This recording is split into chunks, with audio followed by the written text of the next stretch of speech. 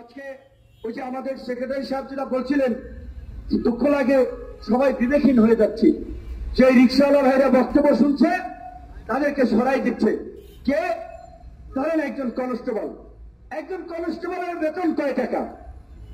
এরা চলে রিক্সাওয়ালা ভাইয়ের চেয়ে তার ইনকাম কম। সত্য মানতে হবে। রিক্সাওয়ালা ভাই যদি গায়ে খাটে 500-700 টাকা ইনকাম করতে পারে, ধরেন 1020 টাকা মাসে থাকে। একজন পুলিশের কনস্টেবলের শুরুর দিকে যারা ঢোকে তাদের বেতনও কিন্তু 20,000 টাকা না।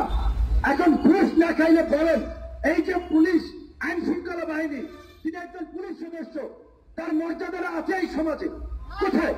একজন কনস্টেবল এই ঢাকা শহরে বাসা ভাড়া দিয়া বউ বাচ্চা নিয়ে থাকার মতো কোন অবস্থা আছে? দিয়াই দিয়ে তো মালপানি কামাইতেছে 100 কোটি টাকা, বেনজির কামাইছে 1000 কোটি টাকা। আর ওই যে কনস্টেবল, এসআই তারা কিন্তু বউ বাচ্চা নিয়ে ঢাকায় থাকতে পারে না। নিশ্চয়ই সব পুলিশ খারাপ না। আর্মির এই আজিজরা ক্ষমতার দাপট দেখিয়ে খুনি ভাইদেরকে রাষ্ট্রপতিকে ম্যানেজ করে মাফ করাইছে, দেশ থেকে পার করাই দিছে। তারা ব্যবসায়ী, তারা জনপ্রতিনিধি হয়ে গেছে অনেকে, কিন্তু অনেক যারা সৎ অফিসার আছে তারা খুব কষ্টে জীবনযাপন করছে। নিশ্চয়ই সব জায়গায় ভালো মন্দ আছে। তো এই যে পুলিশ ভাইয়েরা, সেনাবাহিনীর সদস্যরা, আপনাদের মধ্যে যারা ভালো আছেন তাদেরকে অনুরোধ করব, আপনারা সাহস করে এই বেনজিরের মতো কুলাঙ্গার এবং আজিদের মতো কুলাঙ্গারকে সেনাবাহিনীর সমস্ত ক্যান্টনমেন্ট এবং পুলিশ প্রতিষ্ঠানে অবাঞ্ছিত ঘোষণা করুন।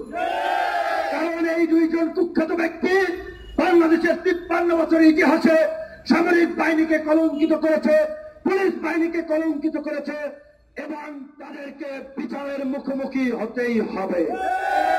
আমাদের কথা পরিষ্কার, শুধু বেনজির এবং আজিজ নয়, আরো যারা জনগণকে জিম্মি করে বিশিষ্ট শিল্পপতিতে পরিণত হয়েছেন, ব্যাংক লুটেরা, সেটা আলম হোক, বসুন্ধরা হোক, তাদের বিরুদ্ধে ব্যবস্থা নিতে হবে।